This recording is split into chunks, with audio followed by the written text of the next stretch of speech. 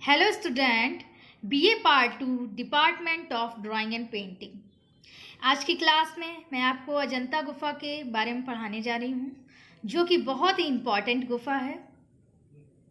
ठीक है, अजंता गुफा का प्रश्न हर बार एग्ज़ाम पेपर में पूछा जाता है, तो आप इसको अच्छे से पढ़िए। ठीक है, इससे पहले वाली क्लास में मैंने आपको बौद्ध काल के बारे में बताया था।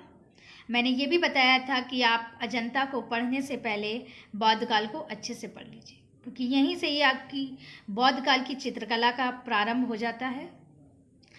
क्योंकि अजंता में जितने भी चित्र प्राप्त हुए हैं वो गौतम बुद्ध के जीवन से संबंधित प्राप्त हुए हैं। ठीक है, तो आप पहले गौतम बुद्ध के बारे में अच्छे से पढ़ लीजिए। ठीक है, आज हम लोग अजंता गुफा की स्थिति और अजंता का नामकरण के बारे में पढ़ेंगे। अजंता गुफा आपकी काफ़ी बड़ी गुफा रही है। लगभग इसमें 30 गुफाएं प्राप्त हुई हैं अजंता गुफा में, जिनके बारे में हमें पढ़ना होगा। तो इसलिए अजंता गुफा में कम से कम 4 या 5 पार्ट्स बनेंगे, जिनको आपको सीरियल के अकॉर्डिंग पढ़ना होगा। अगर आप बीच बीच से पढ़ेंगे तो आपको समझ में नहीं आएगा। ठीक है, तो आप हो सके तो सीरियल के अकॉर्डिंग पढ़िए। ठीक है, ऊपर साइड लिखा होगा पार्ट 1, पार्ट 2, पार्ट 3, पार्ट 4। ठीक है, अजंता के ही बारे में इसी के अंतर्गत पढ़ते हैं। अजंता गुफा।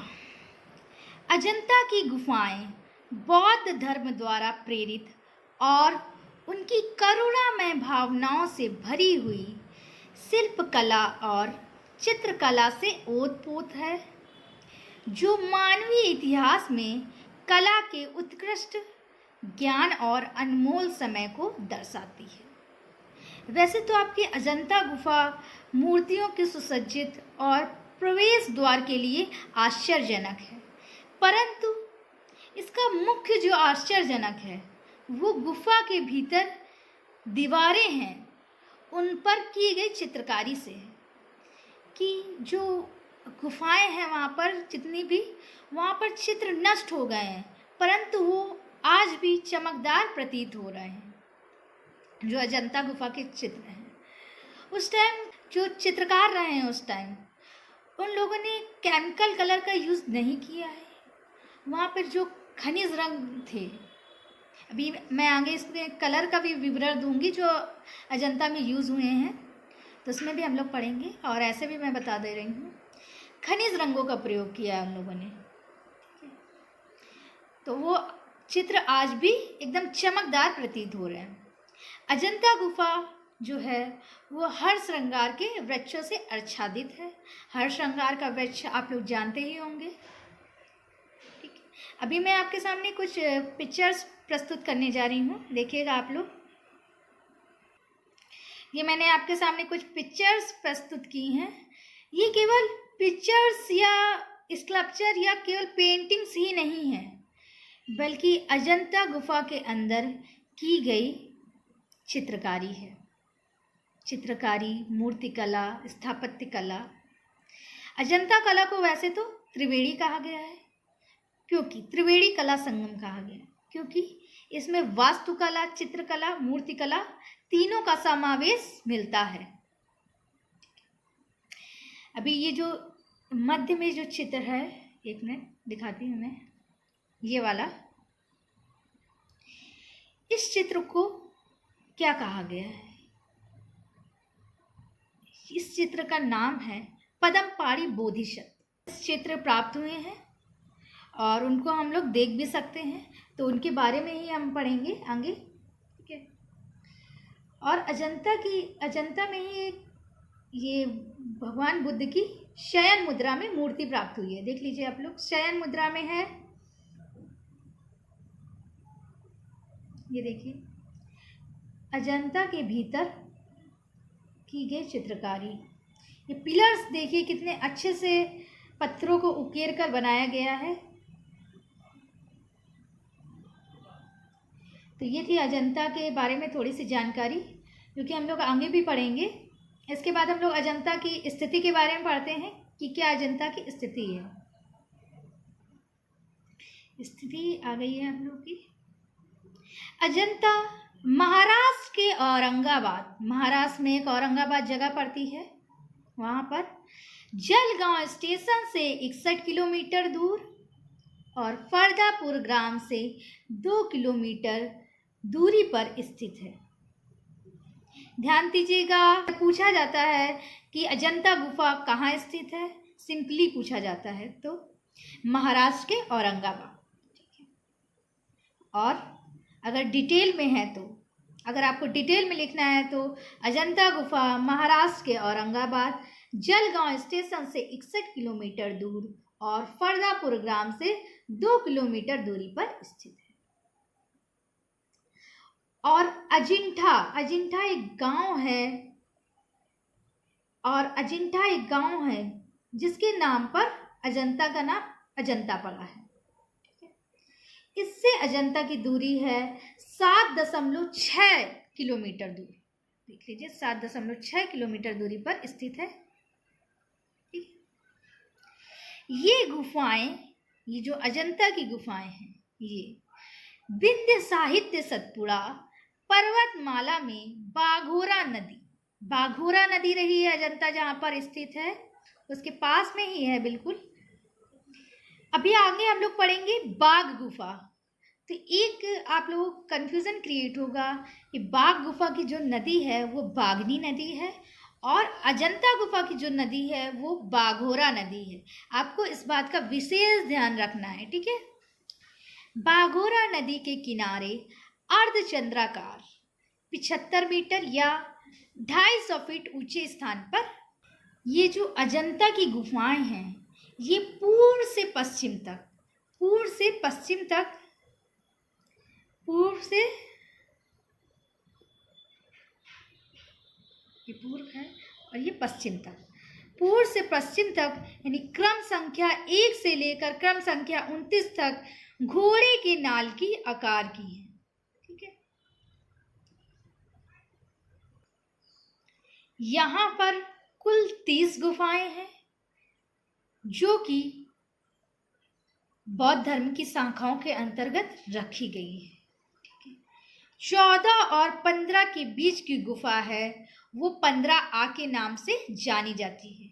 अजंता गुफा में 14 व 15 के बीच की गुफा है, उसे 15A के नाम से जाना जाता है। और अजंता की सभी गुफाएं बौद्ध धर्म की शाखाओं के अंतर्गत रखा गया है, ठीक है। ये था आपका अजंता की स्थिति का परिचय, जो कि जानना बहुत ज़रूरी है। अगर जगह पूछे तो महाराष्ट्र की औरंगाबाद, अगर पर्वत पूछे तो सतपुड़ा, नदी पूछे तो बाघोरा नदी, ठीक है। अब हम लोग अजंता के नामकरण के बारे में पढ़ेंगे। अजंता गुफा का नामकरण, इसके बारे में हम लोग पढ़ने जा रहे हैं। बौद्ध ग्रंथ महामयूरी, ये महामयूरी ग्रंथ जो है ये बौद्ध ग्रंथ है। अभी जब आप आगे पाल स्कूल पढ़ेंगे तब इसके बारे में पढ़ेंगे, ठीक है। जो महामयूरी ग्रंथ है ये भारत कला भवन वाराणसी में संग्रहित है। तो इसी के अंतर्गत महामयूरी ग्रंथ में अजित जय नामक स्थान का उल्लेख हुआ है। संभवतः इसी से इसका नाम अजंता पड़ा है, ऐसा कुछ विद्वान मानते हैं, ठीक है। आगे पढ़ते हैं।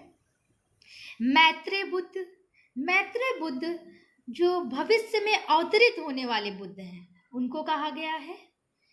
तो भविष्य में अवतरित होने वाले बुद्ध यानी अजित कहा जाता है। शायद इसी के आधार पर इसका नाम अजंता पड़ा। अजंता की गुफाओं से कुल 7.5 किलोमीटर दूर अजिंठा नामक गांव में कुछ विद्वान इसी से अजंता की उत्पत्ति मानते हैं। मैंने आपको स्टार्टिंग में जब अजंता की स्थिति बताई थी तो वहाँ पर एक ये भी बताया था अजिंठा ग्राम है और उससे अजंता की इतनी दूरी है। तो अजिंठा नामक जो गांव है उससे भी कुछ विद्वान अजंता की उत्पत्ति मानते हैं। तो कुछ इतने कारण रहे हैं, वैसे कुछ एक कारण तो नहीं बता सकते कि इसके कारण अजंता का यही नाम पड़ा। काफ़ी सारे मतभेद रहे हैं जिनके कारण अजंता का नाम अजंता पड़ा। तो ये था अजंता का नामकरण। नेक्स्ट आगे पढ़ते हैं। अब हम लोग तिब्बती इतिहासकार लामा तारानाथ ने बौद्ध चित्रकला की कितनी शैलियों का वर्णन किया है, इसके बारे में पढ़ेंगे। तो तिब्बती इतिहासकार जो लामा तारानाथ हैं वो 16वीं सदी के इतिहासकार माने जाते हैं और इन्होंने बौद्ध चित्रकला की 3 शैलियाँ मानी हैं। ठीक है, बौद्ध चित्रकला की 3 शैलियाँ मानी हैं। अगर पूछा जाता है कि बौद्ध चित्रकला की कितनी शैलियाँ हैं तो 3 शैलियाँ। कौन कौन सी हैं? देव शैली, यक्ष शैली, नाग शैली। ठीक है, देव, यक्ष और नाग शैली।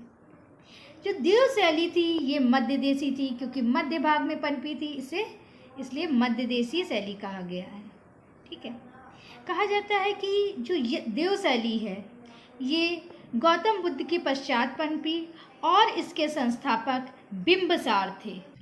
उनके अनुसार यह शैली मगध राज में फैली हुई थी और देव शैली का द्वितीय जन्म अजंता माना जाता है।